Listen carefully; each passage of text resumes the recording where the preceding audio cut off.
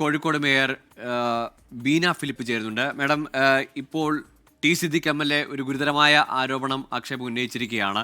ഈ മെഡിക്കൽ കോളേജിലെ അത്യാഹിത സാഹചര്യം, അവിടെ ആ സമയത്ത് എത്തിയ ആളാണ് താങ്കൾ. ഈ മരണവുമായി ബന്ധപ്പെട്ട് ഉയരുന്നത് ഗുരുതരമായ ആരോപണവും ആക്ഷേപവുമാണ്. ആരോപണങ്ങൾക്ക് എന്തെങ്കിലും പഞ്ഞുണ്ടോ നമ്മുടെ നാട്ടില്? അത്രയും വലിയൊരു സംഭവം അവിടെ നടക്കുമ്പോൾ അവിടെ പ്രിൻസിപ്പൽ ഉണ്ട്. ഞങ്ങളുടെ കോഴിക്കോട് കോർപ്പറേഷനിലെ കോൺഗ്രസിന്റെ കൗൺസിലറായിട്ട് ഡോക്ടർ അജിതയുണ്ട്. ഡോക്ടർ അവിടെ പോയി വിസിറ്റ് ചെയ്തിട്ട് എന്നോട് പറഞ്ഞു, വളരെ ബാഡ് കണ്ടീഷനിലുള്ള പേഷ്യൻസ് ആണ് മരിച്ചതെന്ന് പറഞ്ഞു. അവര് വളരെ സത്യം തന്നെയാണ് പറഞ്ഞത്. പിന്നെ കോഴിക്കോട് മെഡിക്കൽ കോളേജിലെ പ്രിൻസിപ്പളാണ് നമ്മളോട് പറയുന്നത്. നമ്മൾ അദ്ദേഹത്തെ അവിശ്വസിക്കേണ്ട കാര്യം എന്താ ഉള്ളത്? ഇത് ആർക്കെങ്കിലും മറച്ചു വെക്കാൻ കഴിയുമോ? അവരുടെ ഷീറ്റിലൊക്കെ ഇത് എഴുതിയിട്ടുണ്ടാവില്ലേ? അവിടെ തീ പിടിച്ച് കത്തിയിട്ടൊന്നും ഇല്ലല്ലോ. അവരുടെ എല്ലാ ഡീറ്റെയിൽസും അവിടെ ബാക്കിയില്ലേ? പിന്നെ നമ്മൾ ആരോപണം ഉന്നയിക്കുന്നതിൽ എന്താ കഴമ്പ്? അദ്ദേഹത്തിന് നുണ പറയേണ്ട ആവശ്യമില്ലല്ലോ.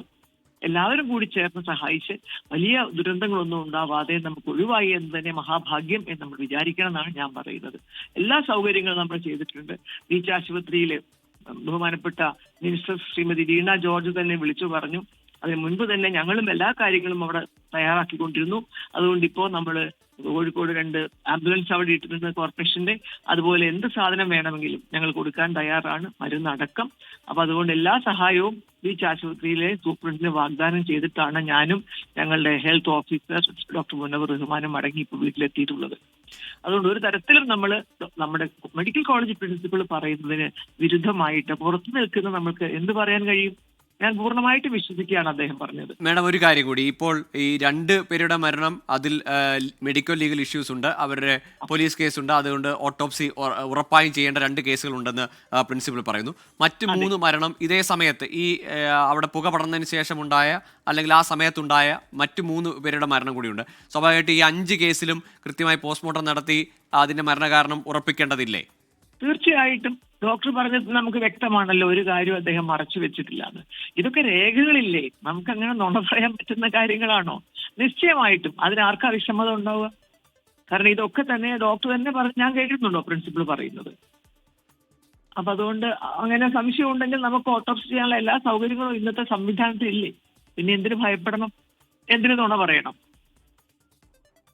ഇപ്പോൾ നിലവിൽ അവിടെയുള്ള ആളുകളെ, ചികിത്സയിലുണ്ടായിരുന്ന ആളുകളെ ചിലർ സ്വന്തം ഇഷ്ടപ്രകാരം സ്വകാര്യ ആശുപത്രികളിലേക്ക് മാറി. മറ്റുള്ളവരെ എല്ലാവരുടെയും സുരക്ഷിതമായി അവർക്ക് കൃത്യമായ ചികിത്സ, അവർക്ക് മുമ്പ് ലഭിച്ചിരുന്ന നിലയിലുള്ള ചികിത്സ ഉറപ്പാക്കാൻ കഴിഞ്ഞിട്ടുണ്ടോ? തീർച്ചയായിട്ടും. ഇപ്പൊ ഞാൻ ബീച്ച് ആശുപത്രിയിൽ പോയിട്ട് കാഷ്വാലിറ്റിയിലെ പേഷ്യൻസ് സന്ദർശിച്ച് വന്നിട്ടേ ഉള്ളൂ. അവരെല്ലാവരും തന്നെ നല്ല രീതിയിലുണ്ട്. ഡോക്ടേഴ്സ് എല്ലാം ഉണ്ട്. കോട്ടപ്പറമ്പ് ആശുപത്രിയിൽ നിന്ന് പോലും നൈറ്റ് ഡ്യൂട്ടിക്ക് വേണ്ടി ഡോക്ടർമാർ ആരും വിളിക്കാതെ തന്നെ എത്തിയിട്ടുണ്ട് ബീച്ച് ആശുപത്രിയിൽ. അങ്ങനെ വളരെ നല്ല രീതിയിൽ കാര്യങ്ങൾ മുന്നോട്ട് പോകുന്നുണ്ട്. നന്ദി. കോഴിക്കോട് മേയർ ബീന ഫിലിപ്പാണ് ഇപ്പോൾ പ്രതികരിച്ചത്.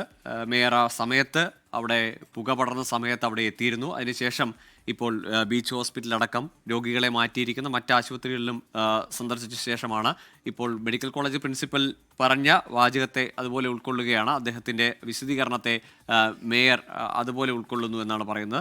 നിലവിൽ ഉയർന്ന ആരോപണത്തെ തള്ളിക്കൊണ്ടാണ്, ടി സിദ്ദിഖ് MLAയുടെ ആരോപണത്തെ തള്ളിക്കൊണ്ടാണ് മെഡിക്കൽ കോളേജ് പ്രിൻസിപ്പലിൻ്റെ ഭാഗത്തു നിന്ന് പ്രതികരണം ഉണ്ടായത്. 5 പേരുടെ മരണം ഈ കഴിഞ്ഞ മണിക്കൂറുകളിൽ ഉണ്ടായതിൽ അത് ഓരോ കേസിലും എന്താണ് സംഭവിച്ചത്, അവരുടെ ആരോഗ്യനില എന്തായിരുന്നു എന്നതാണ് വിശദീകരിച്ചത് മെഡിക്കൽ കോളേജ് പ്രിൻസിപ്പൽ.